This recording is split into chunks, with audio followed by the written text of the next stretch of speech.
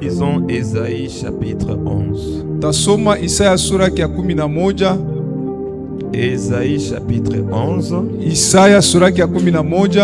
On commence à partir du verset 1er, nous terminons au verset 5. Tunaanza kumstari yake ya kwanza tunaisha kuya 5. Esprit de sagesse et d'intelligence. Roho ya akili na hekima. Esprit de conseil et de force. Roho ya shauri na nguvu. Esprit de connaissance et de crainte de l'Éternel. Roho ya ufahamu na ya boka ya Mungu. Il respirera la crainte de l'Éternel. Atapumua boka bwa Mungu.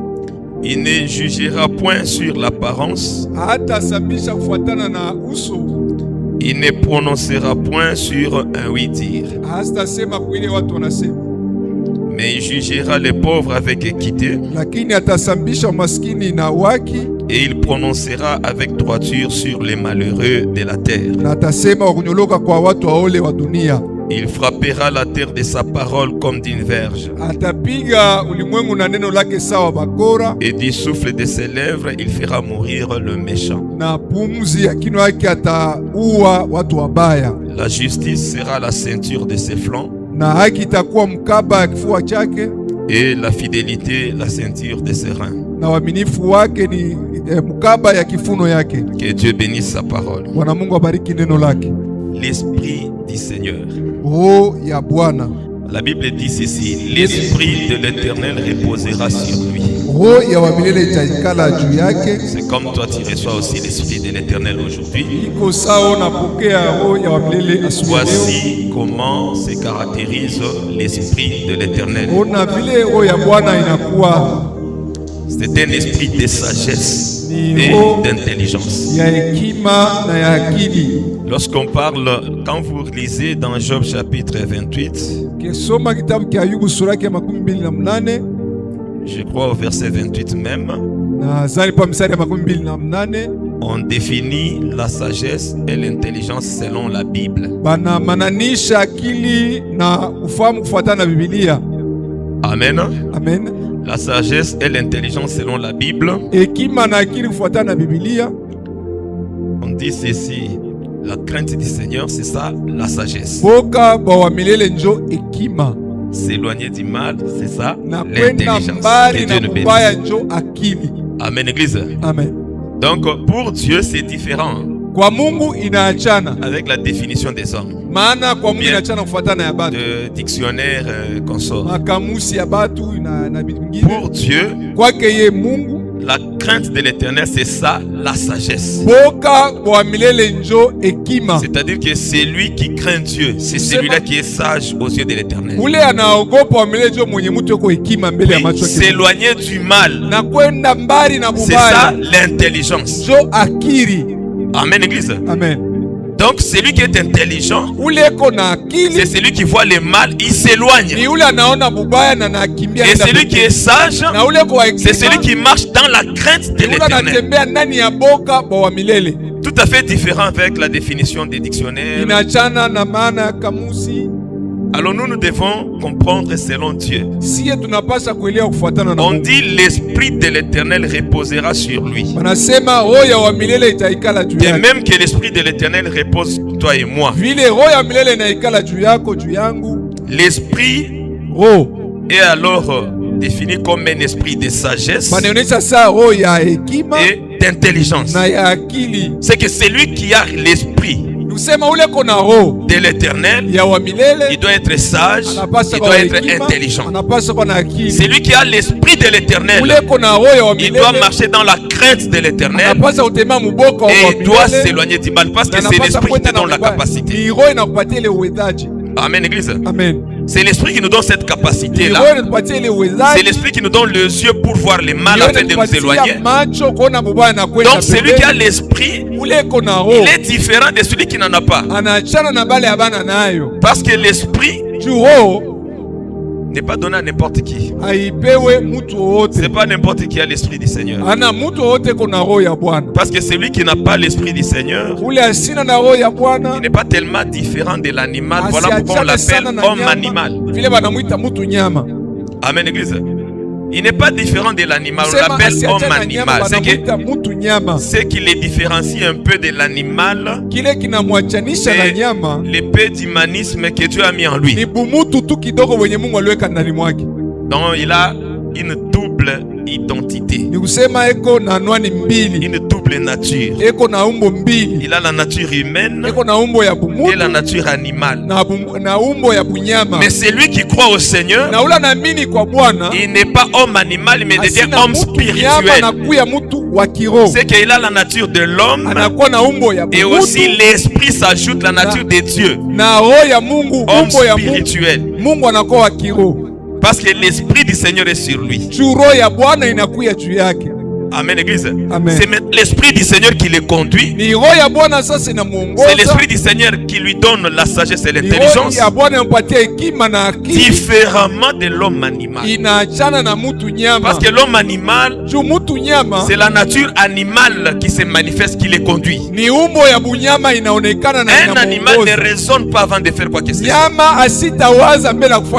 Parce que l'intelligence n'a pas été donnée à l'animal. Mais à l'homme, on a donné de l'intelligence. C'est pourquoi l'homme spirituel, la Bible dit ceci: il est juge de tout. Avant de faire quoi que ce soit, il met d'abord un jugement. Avant de faire quoi que ce soit, il raisonne. Il s'est dit que tout m'est permis, mais tout n'est pas utile. Tout m'est permis, mais tout ne construit pas. Amen, église. Amen. Parce que tout ce que tu peux faire, voici, cela peut construire ta vie spirituelle avant de le faire. Mais si ça détruit ta vie, sache que là vraiment ce que tu fais là, tu fais une erreur. Il continue, dit que l'esprit de l'Éternel reposera sur lui. L'esprit de sagesse, défini comme la crainte de l'Éternel. L'esprit de l'intelligence, défini comme la capacité de fuir le mal. En tout cas, nous avons besoin d'une église qui a la sagesse et qui a l'intelligence. Amen, église. Partout où on peut se trouver, sache que l'esprit qui est sur toi, c'est un esprit de sagesse et d'intelligence qui doit t'apprendre la crainte de l'Éternel. Non seulement la crainte de l'Éternel, mais aussi la capacité de s'éloigner du mal. Parce qu'il y a des gens, ils n'aiment pas la vie du péché, mais ils oublient seulement une chose. Il oublie que pour mieux vivre, cherche aussi à éviter ou à t'éloigner du mal. Parce qu'il y a des opportunités du péché, des occasions du péché. Si les occasions du péché se présentent et toi tu es là, tu dois savoir que il y a des circonstances où la Bible dit de résister ou encore de fuir. Amen, église. S'il s'agit de fuir, fuis. Parce qu'il y a d'autres choses, tu essaies de résister, tu sens que ça ne tient pas. C'est un peu au-dessus de ta force. Là, il faut fuir. Carrément. Même si on se moque de toi, même si on veut t'humilier, te minimiser, on te traite de n'importe quoi parce que tu as fui, accepte pourvu que Dieu soit glorifié. Amen, église. Parce qu'on peut te traiter de n'importe quoi par les mondes. Mais accepte cela pour que Dieu soit glorifié. Car c'est Dieu-là, c'est encore lui qui te donnera maintenant l'occasion de vivre une vie que le monde lui-même fermera. Donc regardera et témoignera que tu étais Dieu. Esprit de conseil et de force.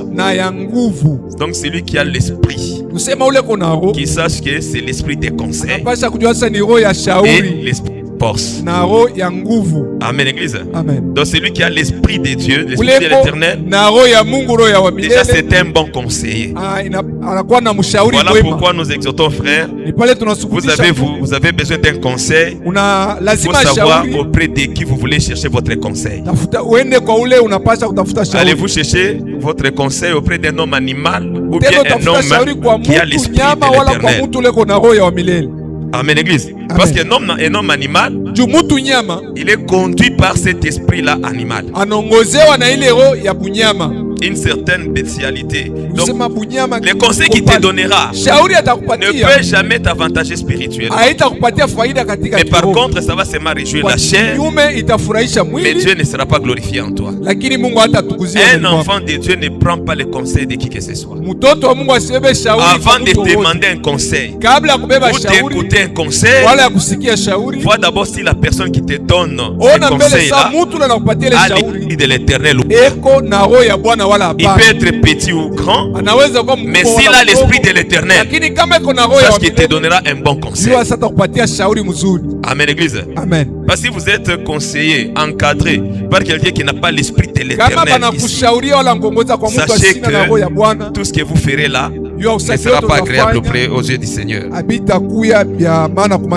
On l'appelle l'esprit de force, l'esprit de conseil et esprit de force. Oui, parce que la Bible aussi explique que l'esprit que nous avons reçu, ce n'est pas un esprit de timidité, c'est un esprit de force. Celui qui a le Saint-Esprit ne craint rien. Il ne craint personne. Parce que personne n'a aucun mot sur toi. Celui qui aura les derniers mots sur toi, c'est le Seigneur que tu crains. Amen, Église. Amen. Si tu crains le Seigneur, sache que le Seigneur décidera de bonnes choses sur ta vie. Esprit de connaissance et de crainte de l'Éternel. Donc c'est lui qui a la connaissance, c'est lui qui a l'esprit de Dieu, désirera toujours à connaître. Comme le dit Osée chapitre 3, le verset 6. Le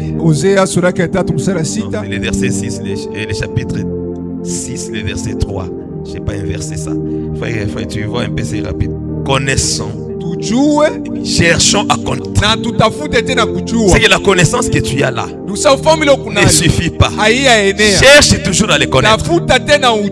Amen, Église. Amen. Parce que si ça suffisait, on n'aurait plus la raison de nous réunir. Mais l'Éternel Dieu demeure un mystère qu'on doit connaître et qu'on doit chercher à connaître toujours. Voyez, si quelqu'un par exemple se met là et dit que non, moi je connais déjà, sache qu'il ne connaît rien. L'Éternel doit toujours chercher à les connaître. Que Dieu vous bénisse. Amen. Que Dieu vous bénisse. Mais moi je suis prédicateur. Je prêche dans la portion que l'Éternel Dieu me révèle. Et si je trouve encore un autre prédicateur, il va m'approcher pour chercher à connaître. Peut-être il me donnera encore quelque chose qu'il ne connaît pas. Il faut toujours avoir la simplicité dans les choses du Seigneur. Amen, Église. Amen. Parce qu'aujourd'hui on trouve parmi les gens quelqu'un qui vient comme ça. Quel est le thème qu'on a mis là-bas?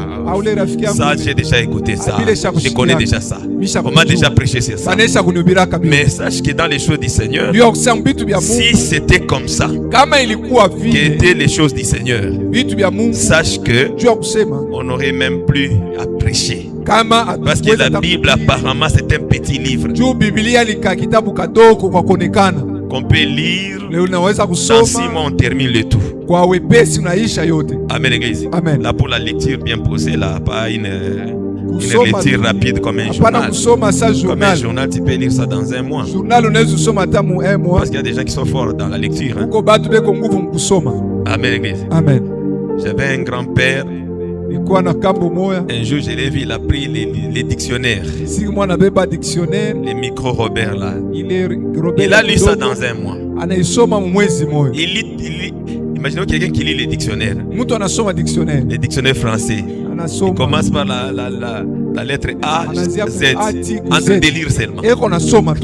Amen, l'église. Donc il y a des grands lecteurs dans ce monde. Mais de tels lecteurs aussi, donnez-lui la Bible pour lire, ça ne sera pas très facile. Parce que lire la Bible, il y a une force opposée. Il y a une force qui n'aime pas qu'on lise la Bible. Si tu arrives à lire la Bible, sache que c'est le Seigneur qui te soutient. Parce que lire la Bible, ce n'est pas facile. C'est un grand combat. Même quand l'apôtre Paul dit combat, les bons combats. Dans les combats, il y a aussi la lecture de la Bible. Amen, l'église. Dans les combats, il y a aussi la lecture de la Bible. Lire la Bible, ce n'est pas facile. Il y a même des gens ici qui n'ont jamais lu même un chapitre par eux-mêmes. Un chapitre de la Bible comme ça, il n'a jamais lu ça. Un autre, même un petit livre là-bas, il n'a jamais lu ça. Parce qu'il y a même des livres là qui n'ont qu'un chapitre, tel que les livres des Judes. Ce n'est qu'un chapitre seulement. Qui a déjà lu même les Judes comme ça, il termine. Si tu lis, tu termines, c'est que tu es fort. Amen, l'église. C'est le Saint-Esprit qui te soutient. Que l'Éternel Dieu nous bénisse. Amen. Que l'Éternel Dieu vous donne la capacité de lire la Bible. Même le diable sait que si vous lisez, vous serez plus fort que lui. Si vous lisez, en tout cas, vous aurez la facilité de pouvoir déjouer tous ses plans. Je continue un peu, il dit ceci. C'est lui qui a l'esprit. J'interpelle parce que nous avons reçu aussi l'esprit. Ici, Ésaïe prophétisait sur le Seigneur Jésus. Parce que c'est le Seigneur Jésus qui est un rejeton, qui devait naître des racines du tronc d'Isaïe. Isaïe, c'est le père de David. Amen, l'église. C'est le papa de David. Isaïe. Il a mis au monde des enfants parmi lesquels David est sorti aussi. Mais curieusement, la Bible présente David aussi comme son 7e fils. Ailleurs, on le présente comme son 6e fils. David vraiment a un mystère en lui. Amen, église. Amen. Parce que Isaïe, on dit les troncs d'Isaïe. Je ne vais pas passer. Donne-moi d'abord. Quand on parle du tronc, un arbre, hein? Donc, les troncs, c'est ça les troncs. Il a des branches. C'est ça, non? Amen, église. Amen. Parce que Dieu, quand il parle, il utilise la nature sous tous ses aspects. Parfois, pour faire comprendre les choses, il va peut-être dans les règnes végétal, parler de la végétation, expliquer sa pensée. Parce que la pensée de Dieu est cachée partout là-bas. Soit il va dans les règnes animal, il commence à expliquer sa pensée. Parce que David est sorti de ce tronc d'Isaïe. Ici, il est un arbre. Mais si vous allez ailleurs, le même David là devient un lion. C'est que Dieu dans les règnes animal, il les prend comme un lion. Amen, l'église. Alors, Isaïe, c'était un tronc. Isaïe aussi, il est le fils d'Abraham. Abraham, c'est la racine. Amen, l'église. Parce que c'est la racine qui a porté tout l'arbre. Parce que la même racine là a porté l'arbre. Si vous lisez dans Romains chapitre... Romains, c'est Romains combien? Romains 9, hein? Amen. Amen. Non. Romains chapitre 11, je crois. Romains chapitre 11. On nous présente que il y avait un arbre appelé Olivier. Qu'est-ce que c'est chapitre 11? Ouais. Chapitre 11, ok. Olivier, c'est cet arbre-là. Cet arbre-là. D'ailleurs, on présente deux arbres. Tous sont des oliviers. Mais l'un est sauvage, l'autre est domestique. Donc il est planté dans la ville, dans la cité. Mais notre, il est en brousse. Il est dans la forêt. Dans la forêt, il n'y a ni règle, il n'y a ni loi, il n'y a rien. Il vit la sauvagerie là-bas. Mais il y a un arbre, lui il est dans la ville. C'est qu'il est planté par un homme. Il suit certaines règles de la... Ceux qui font l'agronomie savent qu'il y a des règles qui accompagnent leur domaine. Parce qu'on ne peut pas planter n'importe comment. Alors on nous présente maintenant les deux arbres. L'un est sauvage, l'autre est domestique. Amen, église. Amen. Maintenant on dit à l'arbre qui est domestique. L'arbre qui est domestique là, on présente que c'est ça Israël. Que Dieu nous bénisse. Amen. La racine, c'est Abraham. Parce que Dieu avait parlé à Abraham. Toutes les nations de la terre qui seront bénies en Abraham. Que Dieu nous bénisse. Toutes les nations de la terre seront bénies en Abraham. Alors, avant qu'on puisse planter cet arbre, les sauvages existaient avant.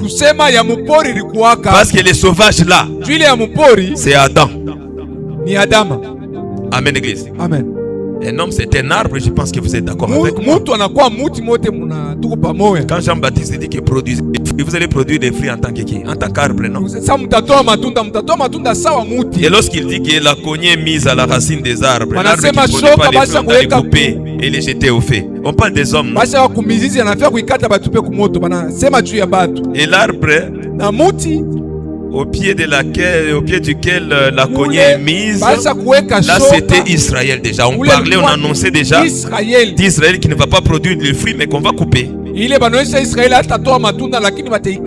Alors l'arbre sauvage là, l'olivier sauvage, c'est Adam. Et toi et moi, nous étions dans cet arbre là. Que Dieu nous bénisse. Amen. C'est Adam et nous étions dans cet arbre-là. Maintenant, comme il est sauvage, c'est que le sauvage, c'est celui qui ne marche pas selon les règles. Il est là, il vit comme ça.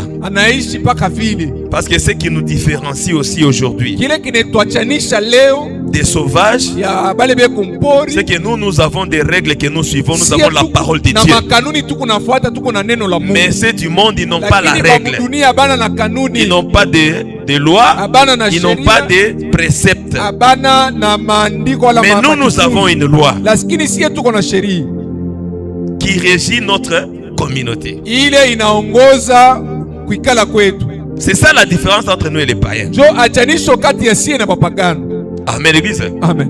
Si tu viens quelque part, tu trouves les frères assis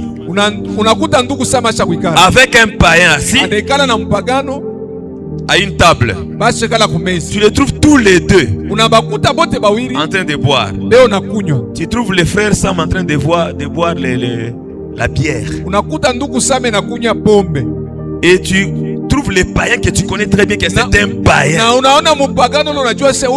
Tu les trouves aussi assis à la même table en train de prendre les sucrés. C'est que tu seras toi-même d'abord scandalisé. Tu vas regarder, mais pourquoi cette inversion-là? Frère, toi tu n'es pas à boire ça. Tu lui dirais que les païens d'abord boivent les sucres, mais toi les frères. Ou si tu les trouves tous les deux en train de boire la bière, tu vas t'attaquer aux frères. Mais les païens, tu ne l'attaqueras pas. Parce que lui c'est un païen, c'est un sauvage, il n'a pas de loi. Mais tu vas regarder celui qui a la loi, frère. Et tout mon frère, tu es en train de boire. Pourquoi? Parce que lui, il a la loi. Il est censé marcher selon la loi de son Dieu. Mais quand on païen, personne ne le juge parce qu'il n'a pas de loi. On juge par rapport à la loi que vous avez. C'est pourquoi nous qui avons la parole de Dieu, notre jugement, si Dieu veut nous juger, c'est différent d'avec les païens.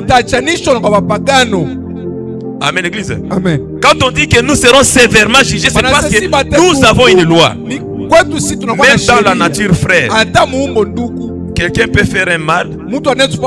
Si on suit son identité, par exemple, on trouve que non. Tu as fait quelles études? Oh, je suis licencié en droit. La façon dont on va les juger et même les condamner, ça sera différent de quelqu'un qui n'a pas étudié les droits. Parce que celui qui a étudié les droits est censé connaître la loi. Amen, Église. C'est différent. Donc c'est que nous qui avons la loi, la façon dont le jugement pourra se faire, c'est différent avec ceux qui n'ont pas de loi. Voilà pourquoi la loi que nous avons, si nous l'observons bien, elle va vraiment nous exempter du jugement. Parce qu'un enfant de Dieu tel que nous sommes aujourd'hui, frère, nous avons toute possibilité de ne pas être jugés si nous pratiquons la parole que nous avons tel que l'Éternel Dieu nous le recommande. Avec la parole que tu as, tu ne seras jamais jugé. Mais si tu violes cette parole, c'est cette même parole-là qui te condamnera. Amen, Église. Amen. Mais toi qui as la parole, c'est à toi que Dieu dira que tu vas juger maintenant les nations. Parce que toi tu as la loi. C'est à toi maintenant de juger les nations par rapport à la loi que tu as. C'est toi qui vas juger. La Bible dit que nous jugerons même les tribus d'Israël. Nous jugerons même les anges, frère, à cause de la parole que nous avons aujourd'hui. Pourvu que nous l'observons tel que l'Éternel Dieu nous l'a. Parce qu'aujourd'hui, même celui qui a la loi de Dieu, s'il observe toute la loi, il est sauvé. Que Dieu le bénisse. Amen. Mais un païen, un homme sans loi, vous allez le juger par rapport à quoi? Il est ignorant. C'est pourquoi Dieu ferme les yeux devant les ignorants. Le jugement n'est pas tellement très sévère. Mais celui qui a la connaissance de la parole, là le jugement a beaucoup de rigueur. C'est que nous qui prions, nous qui sortons chaque fois je vais à l'église, tous les dimanches là je vais à l'église, sachez que même les païens nous observent. Ils nous observent que non, nous qui disons que nous prions. C'est à nous maintenant de faire preuve de la parole que nous avons. Amen, Église. Amen. Alors, il y avait un arbre appelé Olivier, mais il était sauvage. Que Dieu nous bénisse. Amen. Quand est-ce qu'il est devenu sauvage? J'ai dit cet arbre-là, c'est Adam. Parce que quand Dieu créait les arbres là, il avait en vue la formation de l'homme. Oui, l'idée c'était d'arriver à la création de l'homme. Mais il a commencé d'abord par faire des histoires comme ça. Il fait d'abord un arbre. Il donne à l'arbre la capacité. Ésaïe 53 dit quoi? Il s'est élevé comme une faible plante sur une terre desséchée. On parle d'un homme, mais il est venu comme une faible plante. Amen, Église. Amen. On dit il s'est élevé comme une faible plante. Quand l'énigme éthiopien a lu, il a dit ici le prophète parle de lui-même, il parle d'une autre personne. Il raconte Philippe. Philippe lui explique que non, on parle de Jésus. Quand il comprend que on parle de Jésus, mais on l'explique qu'il était un arbre, une faible plante. Il croit en Jésus parce qu'on parlait de la nature, hein, la nature humaine, la faiblesse. Amen, Église. Amen. Parce que Dieu avait toutes ces natures-là en lui. Hein. Que Dieu le bénisse. Amen. Vous allez voir dans la Bible, on nous parle de quelque chose qui était arrivé à Samarie. On dit qu'il y avait une grande famine à Samarie. Et quand la famine était grande, on nous parle de deux femmes qui se sont convenues de manger Donc de pouvoir donner chacune son enfant pour qu'il puisse manger parce que la famine était grande. Amen, église. Amen. L'insensé commence par donner son enfant. Parce que dans tout ceci, quand on parle de deux femmes, on parle toujours d'une insensé et d'une autre qui est sage. Vous vous mettez d'accord, non, nous devons manger. Parce que la famine est grande, nous devons vraiment servir. Mangeons nos enfants. Bon, on commence avec l'enfant de qui on parle avec ton enfant. Elle donne directement son enfant. Sans raisonner. Amen, l'église. Elles ont mangé. C'est terminé demain. La famine a continué. Elle vient maintenant. On a mangé mon enfant. Maintenant, aujourd'hui, c'est ton tour. Comment c'est ton enfant? C'est là dit non, pas question. Moi, je ne peux pas accepter de perdre mon enfant. Amen, l'église. Elle est sage, elle a refusé. Elle est censée, sans raisonner. Que Dieu nous bénisse. Amen. Que Dieu nous bénisse. Amen. Maintenant, elle vient, mangeons aussi ton enfant. C'est la refuse. Il ne dit pas question, je ne vais pas manger. Maintenant, l'insensé s'élève. Elle va voir le roi. Non, le roi doit trancher. Curieusement, on voit le roi en train de marcher sur la muraille. Donc le roi, tu me demandes, le roi il quitte son trône, il va sur la muraille. Là, c'est là qu'il est en train de marcher. Amen, église. En train de marcher sur la muraille. La femme lui crie: oh roi, viens un peu traiter ce cas ici. J'ai un problème avec quoi je l'appellerai quoi? Peut-être ma proche. Hein? Amen, église. Amen. Qu'est-ce qu'il y a? Oh roi, aide-nous. Le roi lui répond, il dit: si Dieu ne vous aide pas, moi je vais vous aider comment? Amen, église. Amen. Si l'Éternel Dieu ne t'aide pas, lui il va t'aider comment? C'est pourquoi même dans tout ce que nous faisons, frère, on peut prier, on peut déclarer sur toi, mais il faut que Dieu te trouve agréable, qu'il agisse.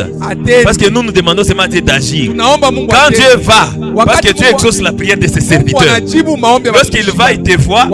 Si tu lui es agréable, il agit.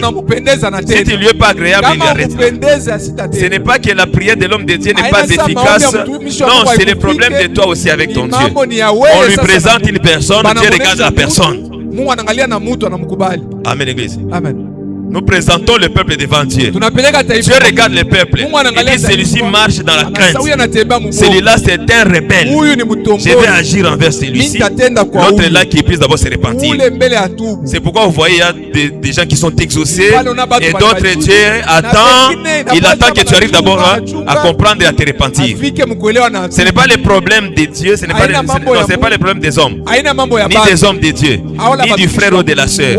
C'est pourquoi ne t'en prends personne. Si tu as des problèmes, tourne vers Dieu. Amen, église. Amen. Oh non, moi, on m'a pas béni, moi, on m'a pas exaucé. Non, ce n'est pas le problème ni du frère ni de la sœur. Moins encore des hommes de Dieu. C'est ton problème avec Dieu. Dieu n'a pas agi pourquoi? Mais là-bas, il a agi. Comment est-ce que là-bas, il agit? Ici, il n'agit pas. C'est qu'il y a un problème ici. Il faut qu'on arrange. Amen, église. Si on arrange, il agira de la même manière qu'il a agi là-bas. C'est comme ça Dieu est dans ses principes. C'est comme ça Dieu est dans ses lois. Amen, église. Amen. Alors j'ai vu le roi en train de marcher sur la muraille. Mais un roi vêtu de vêtements royaux. Mais à l'intérieur de ces vêtements-là, il portait un sac. Amen, église. Amen. Il est là sur la muraille en vêtements royaux, mais à l'intérieur des vêtements royaux, il y a une autre nature, une autre identité. C'est le sac qu'il porte.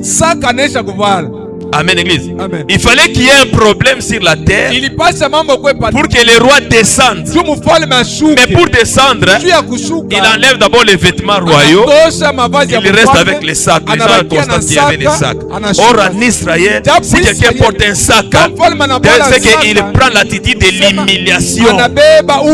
C'est que Dieu, quoique roi, sur le trône, en vêtement royal, mais en lui, il y a toujours cette humilité-là. Il porte les sacs. Il suffit qu'il y ait un problème, que vous verrez que Dieu ne restera pas seulement Dieu sur le trône. Il va enlever les vêtements royaux et il va paraître comme un simple homme, humble. Et il va résoudre ton problème.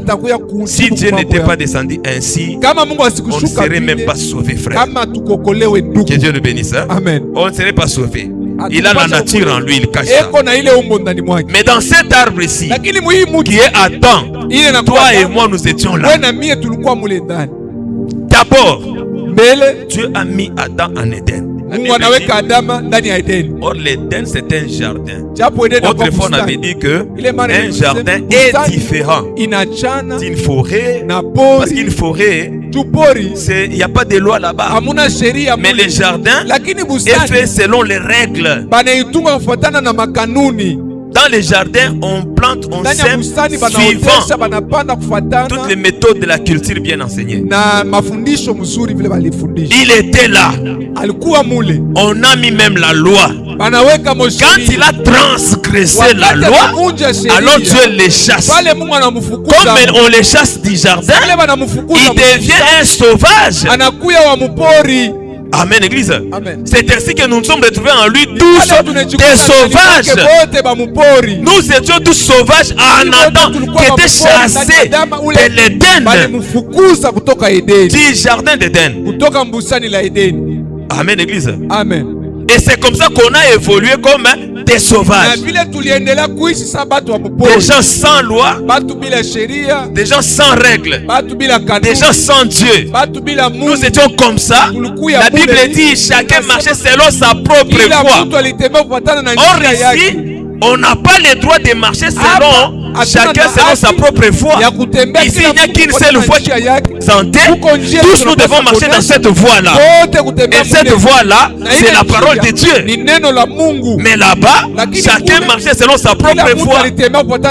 C'est pourquoi j'ai donné tout à l'heure un exemple. J'ai dit, vous trouvez les frères en train de boire, vous allez lui dire que dans notre voie, ça n'existe pas, frère. Comment se fait-il que tu es dans notre voie, mais tu te comportes ainsi? Pourquoi? Parce qu'il est dans la voie. Et cette voie-là, c'est ça le chemin de la vie. Que Dieu nous bénisse. Et quand Jésus parle, il donne encore des petits éléments. Il dit ceci, faites attention. Il existe aussi deux chemins. Amen, église. Amen. Nous sommes dans le monde, mais sachez qu'il y a deux chemins. Il y a le chemin étroit et le chemin vaste et spacieux. Il faut faire attention. Il dit que le chemin qui est vaste et spacieux là mène à la perdition. Mais le chemin qui est étroit, ça mène à la vie éternelle. Peu seulement entre dans ce chemin là qui est étroit et resserré. C'est-à-dire que là-bas, il faut être violent pour entrer dans ce chemin là qui est étroit, qui est resserré. Que Dieu nous bénisse. Amen. Que Dieu nous bénisse. Amen. Si je te présentais ce chemin-là comme l'église, parce que l'église est aussi un chemin. Amen, l'église. Le chemin qui est étroit, resserré, amène à la vie éternelle. Suivez-moi très bien. Le chemin étroit et resserré amène à la vie éternelle. Trop peu seulement y entre. Mais le chemin qui est vaste, spacieux, amène à la perdition. Beaucoup suivent ce chemin-là parce qu'il est vaste et spacieux. Que Dieu nous bénisse. Amen. On peut être tel qu'on est assis là-bas, frère.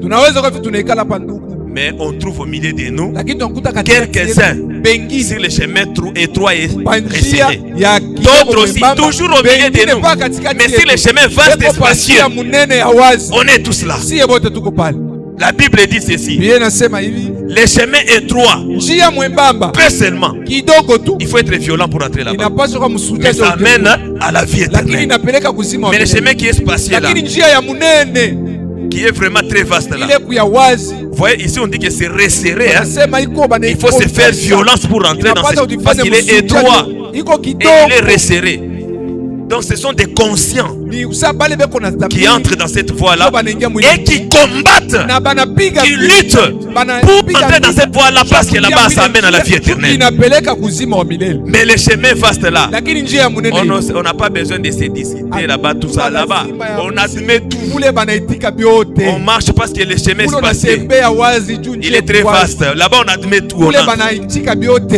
N'importe quoi entre là-bas. Et n'importe qui entre là-bas. Mais le chemin est étroit là. Ici, il y a beaucoup de restrictions. Pour rentrer, il faut se débarrasser de beaucoup de choses. Amen, l'église. Amen. Il faut se débarrasser de beaucoup de choses pour rentrer dans ce chemin.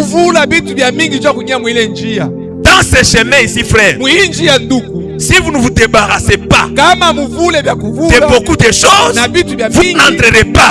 Et pour se débarrasser de toutes ces choses-là, il faut être violent, il faut être fort. Amen, église. Amen, église. Amen. La génération actuelle a du mal à entrer dans ce chemin-là, qui est trop spacieux et resserré. Bon, le Seigneur lui-même avait dit, trop peu seulement entre là-bas.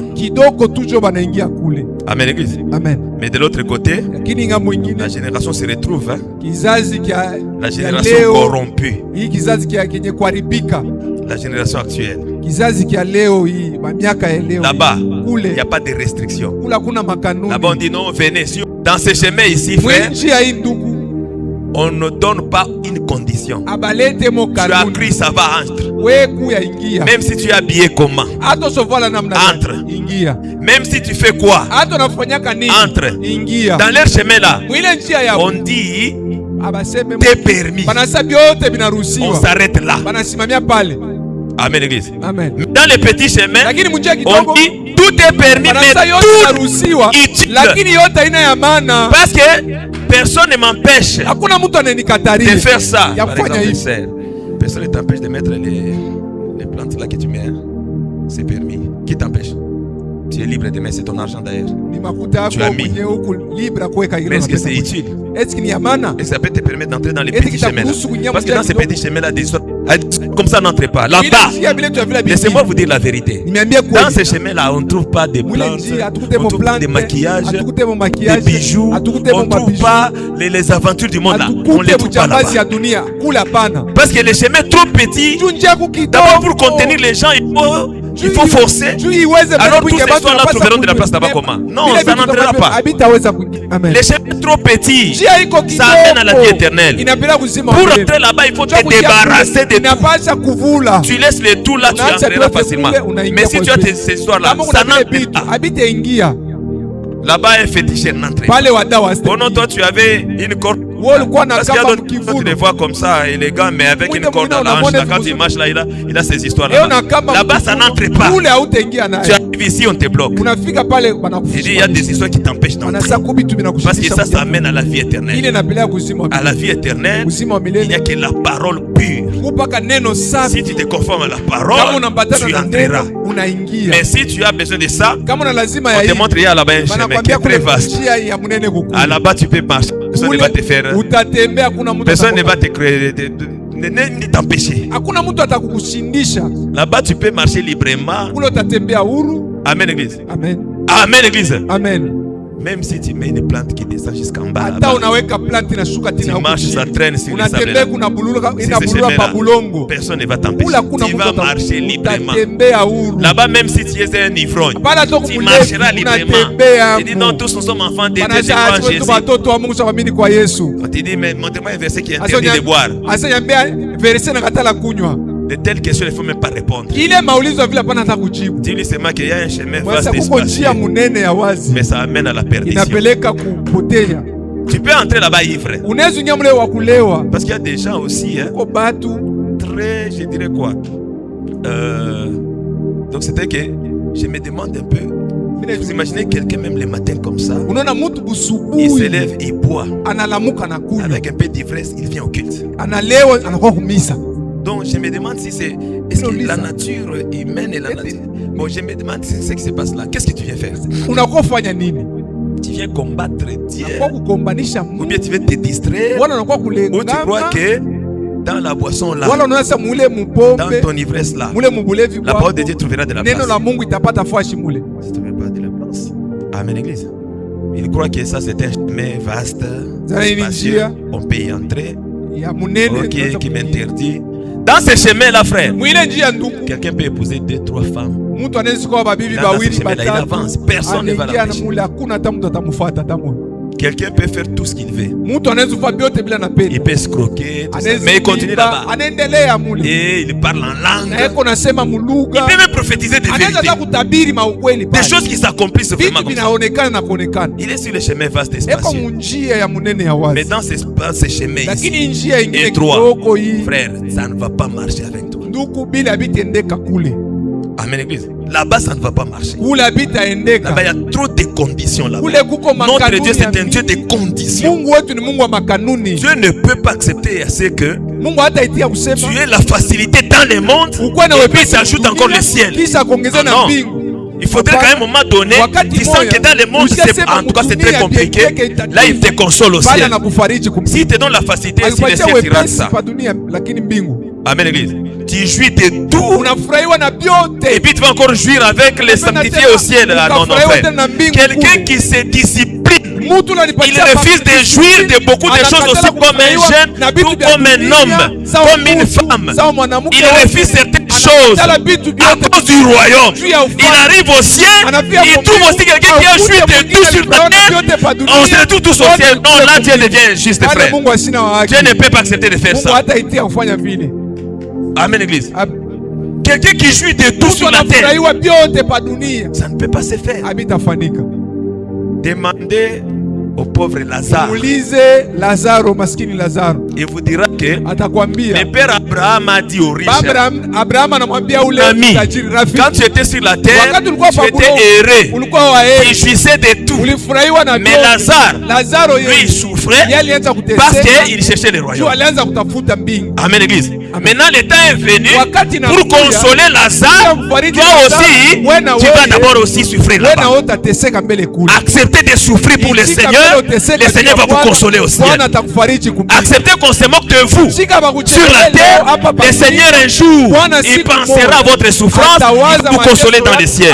Mais si vous voulez aujourd'hui jouir de tout, sachez que le Seigneur n'aura aucun programme pour vous dans le ciel. Mais il a un programme seulement pour ceux qui acceptent de souffrir pour la cause de l'évangile. Pour ceux qui acceptent, tu as tous les moyens de t'acheter tout ce que tu peux, mais tu ne le fais pas à cause du royaume. Sache que le Seigneur te consolera. Amen, Église. Amen. Dieu peut te donner tout et il te regarde. Amen, Église. Amen. J'ai l'argent, j'ai les biens, je peux acheter tout ce que je veux. Mais tu regardes, tu dis ça je n'achète pas, ça je ne fais pas, parce que je suis enfant de Dieu. Et le Seigneur regarde, trouve que ton argent a un sens. Dans ta main, tu sais gérer les choses. Parce que tout est permis, mais toi-même tu regardes et tu dis que non, tout n'est pas utile. À cause du Seigneur. Ce qui est utile, c'est l'évangile, c'est le royaume des cieux. Amen, Église. Amen. Si vous aimez la chair plus que le Seigneur, sachez que vous serez un jour déçu. Vous serez dans la confusion.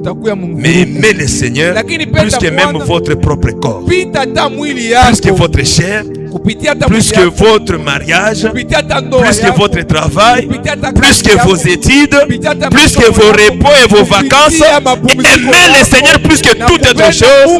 Le Seigneur vous consolera. Il fera voir au monde que telle personne, il a aimé le Seigneur. Le Seigneur lui prouve aussi son amour. Que Dieu nous bénisse. Amen. Amen, Église. Amen. Nous étions sauvages parce qu'on ne connaissait pas Dieu. On n'avait pas de loi. C'est pourquoi, frère, aujourd'hui, moi je dis ceci. Tu vas te marier.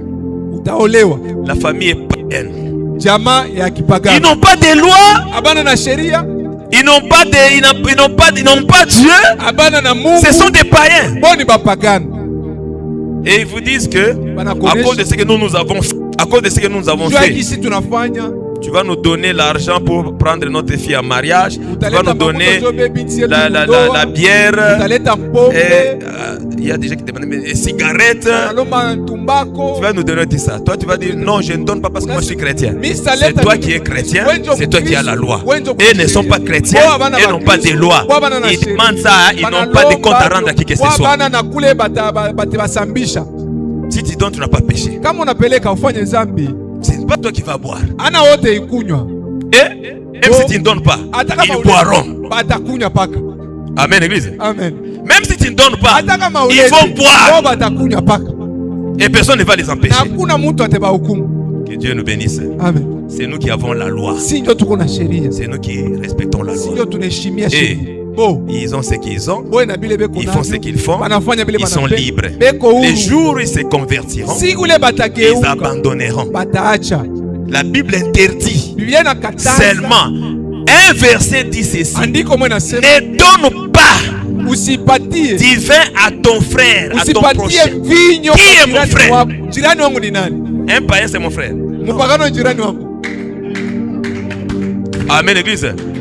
On dit ne donne pas du vin à ton frère pour qu'un buvant qui puisse exhiber sa nudité et qu'on puisse se moquer de lui.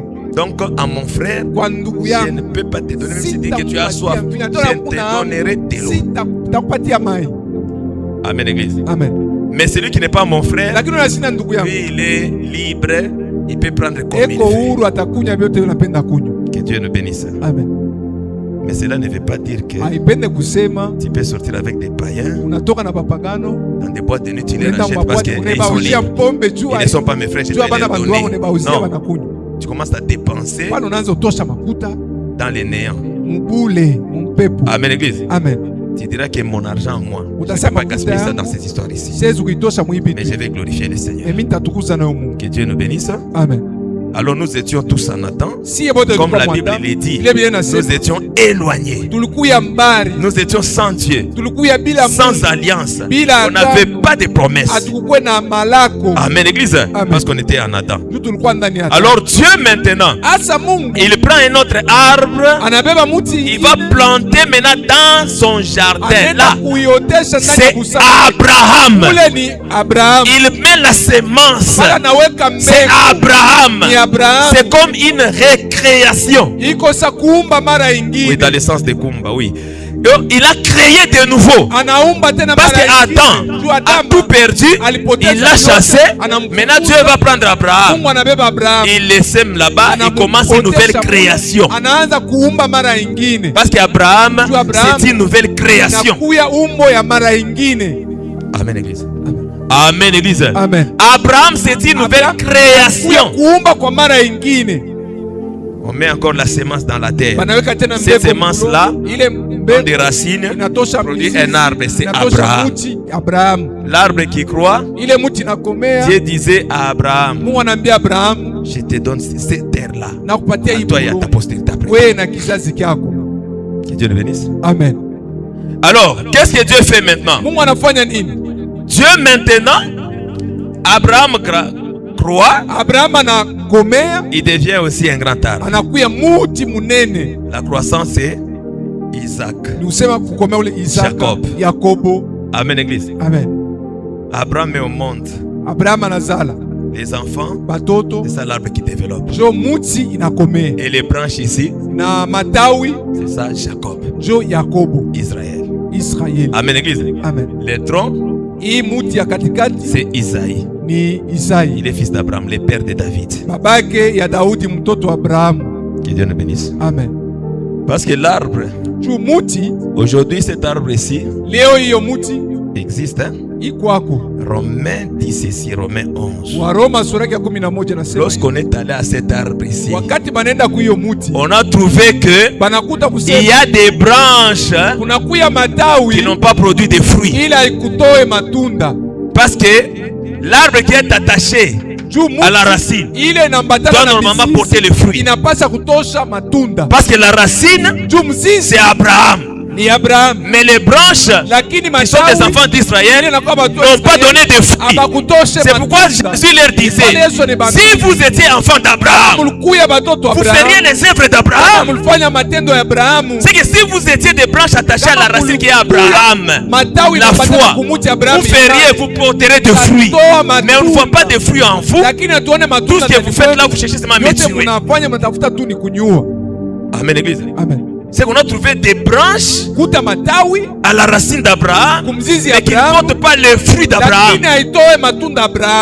Qu'est-ce que Dieu décide? Il décide de couper ces branches-là. Il dit, je vais les détacher. Je vais les couper. On commence à couper toutes ces branches-là. Bien qu'elles étaient attachées à Abraham, mais on les détache maintenant. C'est pourquoi Jésus leur dit, vous avez pour père les diables. C'est que vous n'êtes plus enfants d'Abraham. Oh, nous sommes enfants d'Abraham. Si vous êtes enfants d'Abraham, vous ferez les œuvres d'Abraham. Cette fois-ci, il leur informe que vous avez pour père le diable. Il est meurtrier depuis le commencement. Et vous manifestez ses œuvres parce que vous voulez aussi me tuer. Bien aimé, on est enfant de quelqu'un lorsqu'on produit les fruits de quelqu'un. Si vous ne produisez pas les fruits de votre père, vous n'êtes pas fils de votre père. Amen, Église. Amen, Église. C'est-à-dire, un enfant de Dieu doit manifester les œuvres de Dieu. Un enfant du diable manifeste aussi les œuvres du diable. C'est pourquoi les œuvres que tu manifestes déterminent de qui tu es, fils ou fille. Si tu es meurtrier, c'est que tu as la semence de ton père meurtrier. Mais si tu as l'amour, c'est que tu manifestes l'amour de ton père qui est amour. Chacun manifeste les œuvres de son père. Que Dieu nous bénisse. Amen. Parce qu'il est question de la naissance spirituelle. Si vous voyez quelqu'un en train de manifester la haine facilement, en train de haïr ses frères et ses sœurs, en train de trahir, en train de détruire, comprenez que son père c'est un destructeur, son père a la haine, c'est un rancunier. Donc notre père à nous, Jésus, n'a pas la haine, n'a pas la rancune, ce n'est pas un destructeur. Jésus c'est un constructeur. Amen, Église. Si toi tu as la haine et que tu ne pardonnes pas, tu manifestes les œuvres du diable. Parce que chacun manifeste les œuvres de son père. Si vous étiez fils d'Abraham, vous feriez les œuvres d'Abraham. Abraham avait la joie de rencontrer le Seigneur. Et le Seigneur déclare que le jour qu'il m'a rencontré, la joie était vraiment intense. Mais vous voulez me tuer. Amen. Vous faites les œuvres aussi de votre père. Il était meurtrier depuis le commencement. C'est pourquoi, frère, si la nature humaine veut introduire en toi la semence du diable, repousse ça. Amen, Église. Parce que si tu fais ça, le diable il dit à Dieu, tu as vu, j'ai gagné. Parce que le diable et Dieu, ils parlent. Amen, Église. Vous savez que le diable parle à Dieu. Dieu lui parle aussi. Comme Dieu n'est pas rancunier, il lui parle, mais il lui rappelle que ta fin vient. Continue à pratiquer ce que tu pratiques. Je t'attends là-bas. Je suis en train de voir mon calendrier. Je vois comment est-ce que l'horloge est en train d'avancer. Encore peu de temps, je vais te détruire. Et le diable sait qu'on va le détruire. Il ne sait pas discuter avec Dieu. Alors il s'est dit, au lieu que je meure seul, je vais aller chercher aussi beaucoup d'enfants de Dieu, là-bas les entraîner chez moi. C'est pourquoi la Bible dit, les dragons de sa queue a commencé à entraîner les étoiles du ciel pour les projeter par terre. Vous voulez que vous soyez au ciel là-bas, attendre la récompense de votre Dieu, et il les entraîne avec sa queue et il les jette par terre. La Bible dit la queue, ce sont des prophètes de mensonges. Faites attention avec des prophètes. Faites attention avec des prophètes. Pour la Bible dit, examinez toute prophétie, savoir si ça vient de Dieu ou pas. Parce que la prophétie qui viendra du diable. On ne te dira jamais ainsi. Quelqu'un a déjà vu un prophète dans des prophètes qui dit ainsi dit le diable. Et tout justement ainsi dit le Seigneur. Et ça c'est ainsi dit le Seigneur. Même si c'est le diable qui a parlé, le diable est son Seigneur. Il dit ainsi dit le Seigneur. Mais vous examinez, est-ce que c'est le vrai ainsi dit le Seigneur ou bien c'est un mensonge? Que Dieu nous bénisse. Amen. Parce qu'il y a des moments où tu comprendras que non, à partir de l'accomplissement de la chose, c'est la vérité. Un pasteur m'a envoyé l'audio d'un pasteur à Kinshasa qui est en train de prophétiser. Là, il dit, Dieu lui a dit, la RDC va prendre la Coupe du Monde. Bon, je me demande si Dieu a d'abord les soucis de la Coupe du Monde. Les ballons là-bas, tout ça, si Dieu est dans ces choses-là. Est-ce que Dieu vraiment est dans ces choses-là? Est-ce que Dieu joue au ballon? Est-ce que Dieu peut être un fanatique? Des équipes, tous sont des païens, mais Dieu dans un autre camp contre un autre camp. En tout cas, j'examine d'abord ça et me dis, est-ce que ça vraiment c'est Dieu vraiment? Oh, Dieu a dit, la RDC aura la Coupe du Monde. Maintenant, le pasteur me dit, qu'est-ce que tu penses? Je lui retourne l'écriture, je dis, l'écriture dit, c'est lors de l'accomplissement qu'on saura que tel prophète a dit la vérité ou pas. Mais même ça, moi je ne crois pas que Dieu c'est un sportif. Et il joue au ballon, il aime aussi des équipes, il est fanatique de la RDC, non pas des autres équipes. Ça j'ai tout fort. Dieu n'est pas là, frère. Il y a des choses où Dieu n'est même pas là. Mais vous pouvez voir aussi cela s'accomplir. Si vous n'êtes pas bien affirmé, vous direz voilà, Dieu avait parlé. Dieu n'a pas parlé. Si ça s'accomplit, c'est un hasard, c'est pour les païens, c'est pour le monde. Amen, Église. Amen. Comment expliquer que vous n'avez jamais vu un Congolais? Il est fanatique de notre équipe. Si aujourd'hui la RDC joue avec, il y a des équipes qui ont du renom. La RDC est en train de jouer avec les Barça. Il y a d'autres qui ne seront pas de la RDC. Ils sont en train d'acclamer pour les Barça là-bas. Il y en a. Mais Dieu, donc ils sont de cette trempe-là, des gens qui disent que Dieu c'est un Congolais, qui disent que les jardins d'Éden c'est un RDC, et qui disent tout autre. Ils sont de ces gens-là. C'est pourquoi ils sont fanatiques de leur pays, attachés à leur pays. Si Dieu était Congolais, on n'aurait pas toutes ces guerres ici. Dieu n'a pas une identité comme ça. Ça c'est la terre. Il n'a pas un corps. Il est esprit. Vous l'attribuez l'esprit à quelle nation? Tout ça. Dieu n'est pas là, frère. Quand des équipes sont en train de jouer là-bas, Dieu n'est pas là. Ce sont des hommes qui se réjouissent en train de faire les histoires. D'ailleurs, il y a ceux-là qui touchent aux fétiches pour aller jouer. Ils marquent des billes selon les fétiches. Ils ont sacrifié des hommes. Vous allez dire que Dieu est derrière tous ces gens-là. Avec tous ces sacrifices-là. Avec tout ce qu'ils sont en train de faire là. Dieu est là-bas. Dieu n'est pas là. Il y a des choses où Dieu n'est pas là. Amen, Église. C'est pourquoi un enfant de Dieu, quand il fait quelque chose, il se demande est-ce que Dieu est avec moi ou pas. Il y a des choses que tu fais, Dieu n'est pas avec toi. Mais il y a d'autres choses, Dieu t'accompagne, c'est que Dieu m'a accompagné. Amen, Église. Même des prédications comme ça, quelqu'un peut prêcher, mais Dieu ne l'a pas accompagné. Et il y a une autre prédication, Dieu l'accompagne. Donc Dieu, il voit là où il a de l'intérêt, là où il doit se glorifier. Vous pensez que les léopards aujourd'hui gagnent la Coupe du Monde? Quand ils viendront là avec tous les Congolais, ils iront adorer. Est-ce qu'ils iront adorer? Mais ils vont boire, ils vont veiller, ils vont faire toutes les bêtises possibles. Et Dieu doit les appuyer dans ça. Voilà, Dieu a changé. Amen, Église. Dieu n'est pas là. Que l'Éternel Dieu vous bénisse. C'est pourquoi il y a d'autres prophètes. Même les diables s'étonnent en voyant les façons de prophétiser. Le diable lui-même s'étonne et dit ce prophète ici, il est très courageux, il est allé jusqu'à ce niveau-là. Il s'étonne lui-même parce que le diable s'étonne parfois aussi. Quelqu'un fait vraiment le mal, le diable dit non, ça, moi je n'ai pas fait ça. Moi je n'ai pas eu ce courage. Lui il a fait jusqu'à ce niveau-là. Amen, Église. Nous vivons le temps de la fin. Amen, Église.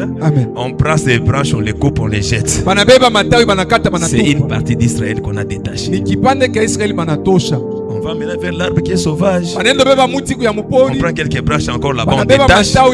On vient les attacher ici. Ces branches-là diront Nous, on n'avait pas le droit de citer, mais aujourd'hui, nous avons le droit de citer. Nous avons maintenant des promesses. Nous avons maintenant l'alliance. Nous pouvons appeler Abraham notre père. Amen, église. Amen. Abraham est devenu notre père. Esaïe dit qu'Abraham d'ailleurs ne nous connaît même pas.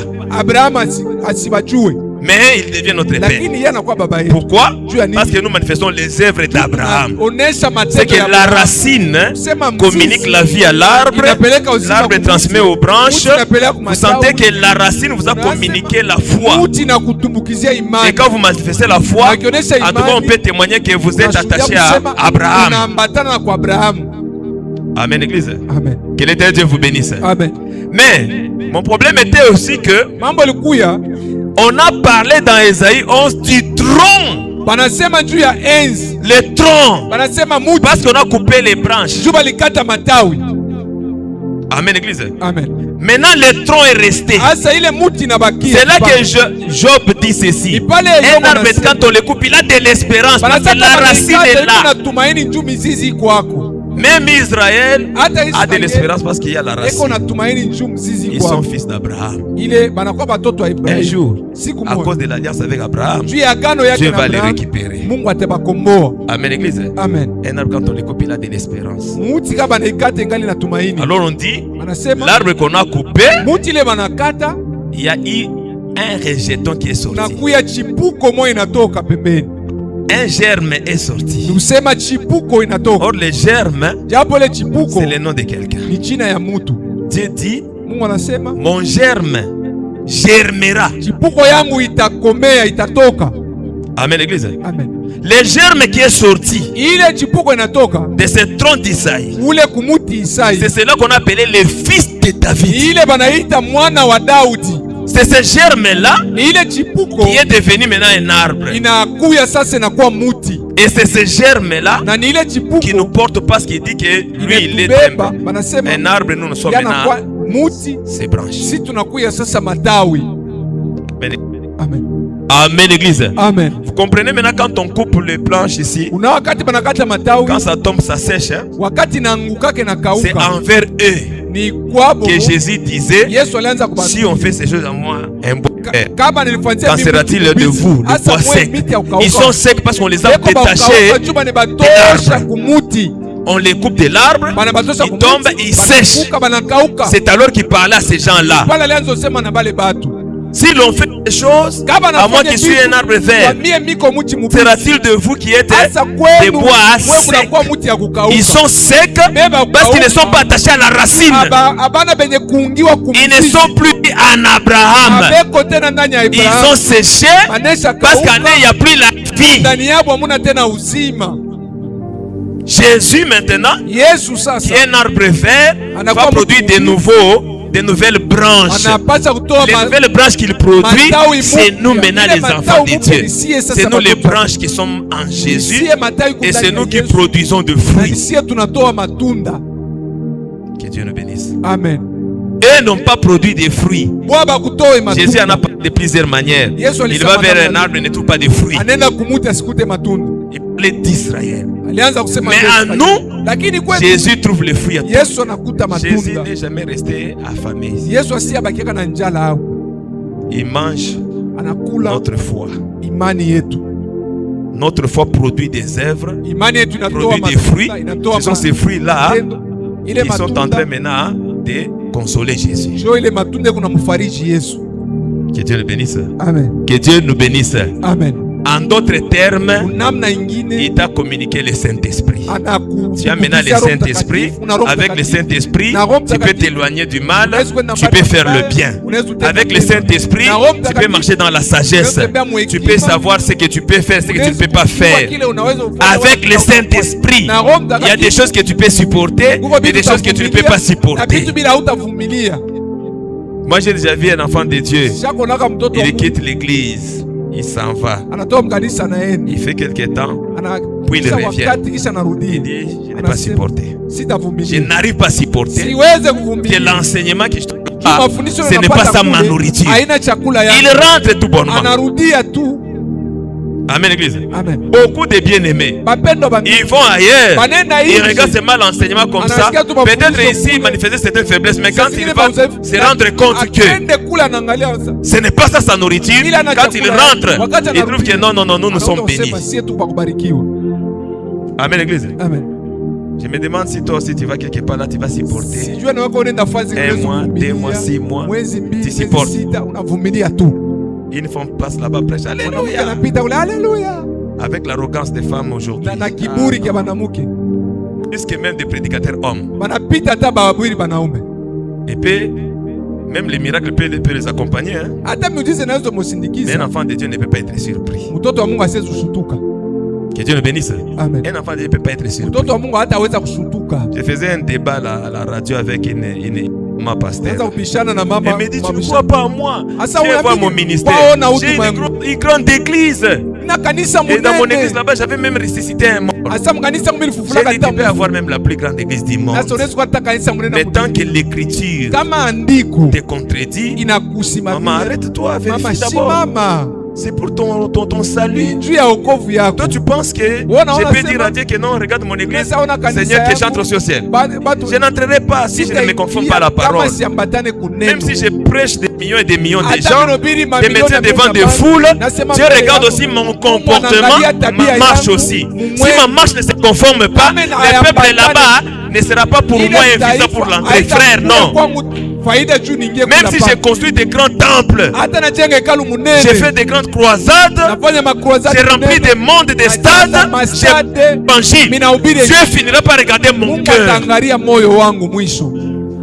Si mon cœur n'est pas conforme à la parole de Dieu, toutes ces choses-là seront vaines, ce seront des efforts inutiles. Et l'apôtre Paul dit ceci: je m'efforce moi-même pour ne pas être rejeté après vous avoir prêché l'évangile. Ce n'est